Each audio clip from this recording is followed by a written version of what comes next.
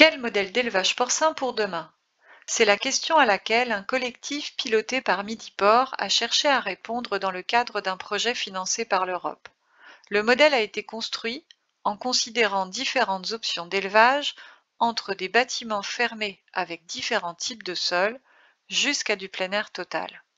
Il s'agissait de trouver le meilleur compromis entre le bien-être animal, l'environnement, les aspects sanitaires, le goût des produits et les attentes sociétales, et tout cela en maintenant les performances techniques actuelles. Tel était le cahier des charges de départ, et voici le résultat en 3D. La maternité est composée de 2 blocs. Chaque bloc est constitué de 2 salles, une de 14 places et une de 12 places. Elle est aménagée avec des cases liberté. Pour garantir la sécurité du personnel, les cloisons des cases montent jusqu'à 1,20 m de haut. Cependant, afin de mieux visualiser les équipements intérieurs durant la vidéo, la taille des cloisons sera réduite par la suite. Autour de la mise bas, les truies sont bloquées afin de prévenir les risques d'écrasement de porcelets et permettre une assistance plus facile par l'éleveur en cas de besoin. De la paille est distribuée dans des râteliers et sur une dallette. Elle permet aux truies de satisfaire leur comportement de nidification autour de la mise bas. Cela favorise aussi les comportements d'investigation de la truie et des porcelets en dehors de cette période.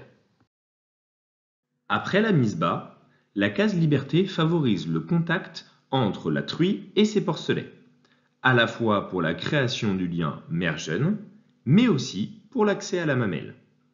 Les porcelets disposent d'un nid protégé et d'une aire de vie plus importante. La truie peut se mouvoir facilement. Cependant, la contention provisoire reste possible pour travailler en sécurité auprès des animaux.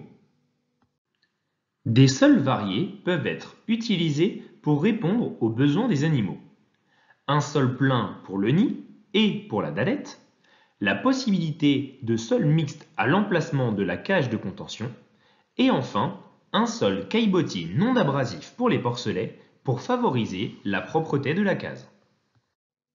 Côté bien-être, les besoins thermiques de la truie et des porcelets sont très différents, et une niche permet de créer une zone chaude très localisée afin de mieux répondre aux besoins de ces deux types d'animaux. Côté environnement, le chauffage localisé sur la niche permet de réduire la température de la salle et donc de faire des économies d'énergie. L'installation d'un sol thermorégulé est une autre alternative. Les calories peuvent être récupérées au niveau de la gaine de centralisation de l'extraction de l'air vicié ou via la lisiothermie installée dans les salles abritant les truies. Avec près de 3/4 de la facture énergétique d'un élevage naisseur-engraisseur, le chauffage représente un poste qu'il est souhaitable de réduire. La gestion des effluents est assurée par la technique du lisier flottant, technique adaptable aux bâtiments existants.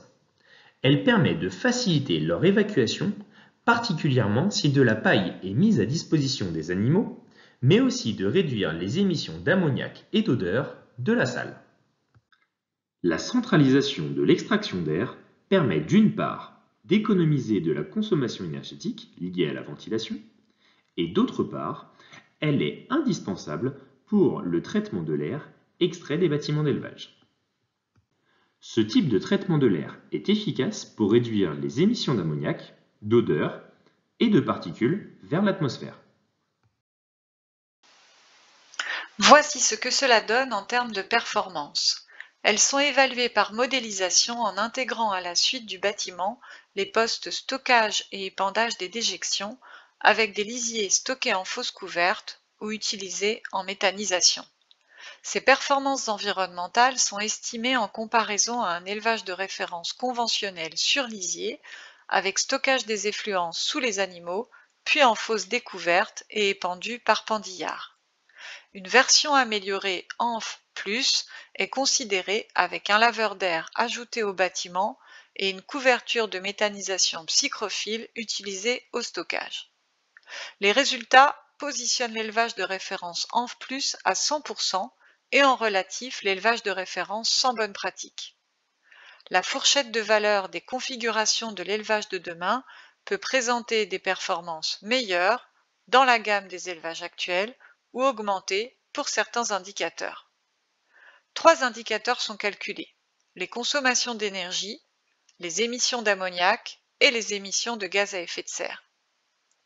L'élevage de demain en maternité permet de réduire de 55% les consommations d'énergie. Les émissions d'ammoniac sont également réduites jusqu'à 16% par rapport à la référence ENV+. Et les émissions de gaz à effet de serre sont très proches de l'élevage de référence. En conclusion, cette configuration de bâtiment permet d'allier bien-être et environnement.